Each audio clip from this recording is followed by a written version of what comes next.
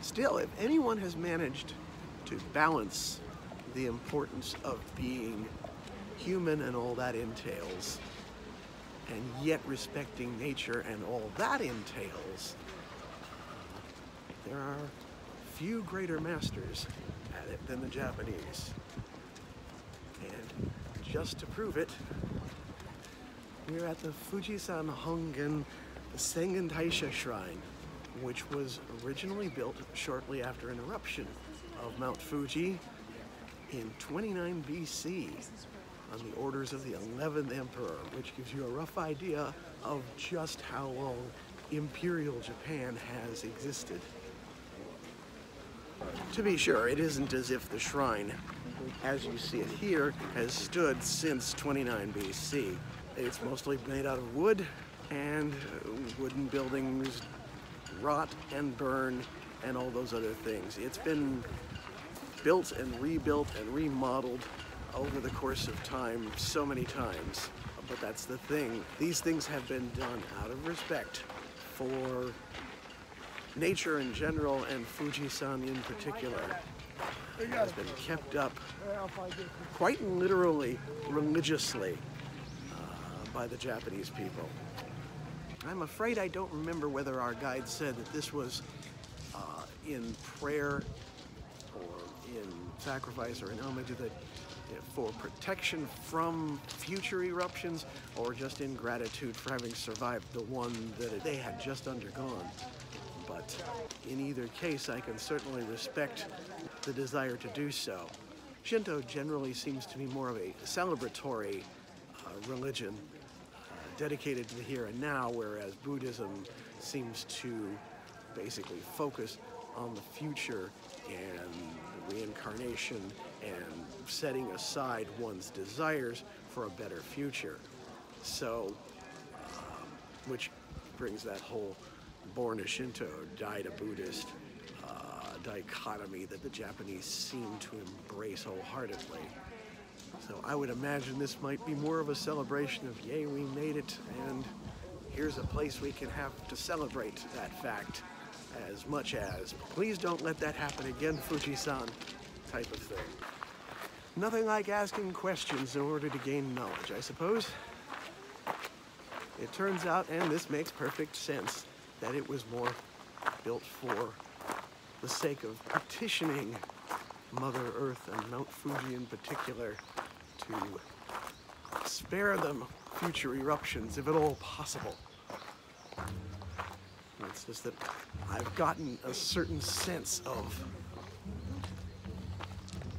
what Shinto is versus what Buddhism is, but apparently for the longest time they were very syncretic here in Japan, even as far back as 29 BC. It was only, according to our guide, with the Meiji Restoration that they began to separate the two. And so, with that being said, then there was a sort of identification of Shinto is this and you do this and that, whereas Buddhism is this and you do that there. But for the most part, most Japanese are still both and syncretize the two religions. And the way he said it suggested that most don't take either of them terribly seriously. You have those who are adherents to one or the other that do. And of course that little tiny minority of Christians that are in here too. While some folks like being married Christian with all the Western trappings, those that actually adhere to the religion are few and far between. Even in places like Nagasaki and Kagoshima, where it took root for a time before being stamped out rather violently. Although when the Meiji Restoration came, a lot of people came forth saying they had been hiding their status as Christians for a very long time. So, the persecuted church existed here, and it does still exist. And I'm not sure if I've gotten lost. No, it's too soon for that. But I am in the middle of the forest. That was quick. Well, I'd best get out of here before I do something stupid like pulling a Logan Paul. Of course, Fuji-san is only the largest and most iconic and picturesque of Japan's volcanoes. It's not the only one that's erupted, nor is it the only one that's erupted catastrophically. As I recall, Mount Asama erupted in the 16 or 1700s and caused a great famine for a long period of time in the region. So there are more dangers than just the one volcano for Japan to worry about.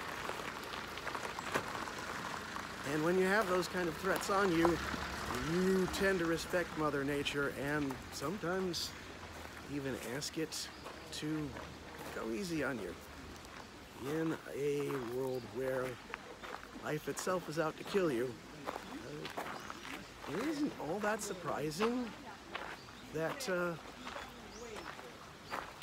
humanity turns and bows to it and asks for protection. The water in the pond in front of me is fed in part from the fountains behind me, and they are fed from the runoff of the snow that's perpetually atop Mount Fuji. I can't think of any better place than this stop for a little ceremony. And that being said, welcome to the base. I keep forgetting that volcanoes don't have foothills as such, of Mount Fuji. I hope you like it here. I think it's beautiful, and I shouldn't wonder that you'd agree. So, here you are, honey. Enjoy. They say in Japan that your first dream of the new year, if it includes Mount Fuji, an eggplant, and a hawk, it means the best of fortune to you. Personally, I'm happy with something like this, where I've got Mount Fuji, the Tori, and the cherry blossoms all in one shot. This is peak Japan. It was funny earlier watching somebody else try and take a picture as other tourists were coming through the path and constantly going, really? Really? As the next person went through their field of vision. And I'm like, Kanuta-sama, you're asking for humans to stop humaning. You're going to have to just deal with this and take the shot when you can. And this is about as good as when I can as it gets. So here you are, peak Japan at its finest. What do you think, honey? Beautiful, isn't it?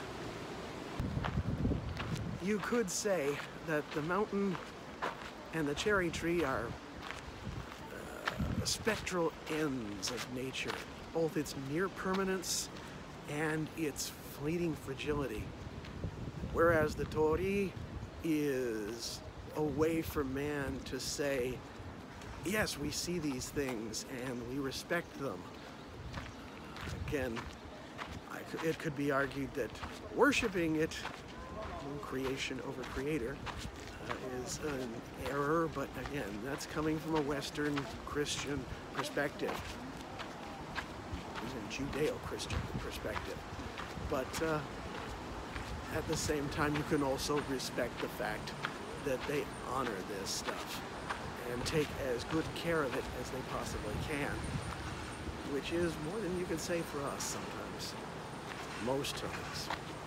And that having been said, let it not be said that the Japanese are above tending to the human needs, including that of making money. They've got souvenir stands and concession stalls and whatnot right here. And again, I've got to respect the hustle. So, and in fact, since I've got the yen to blow, I might just do that. We'll see what I can find. Well, across the street, there's even a little food court and all that. So I think I'm going to make my way around here. Seems to be a lot more options, frankly.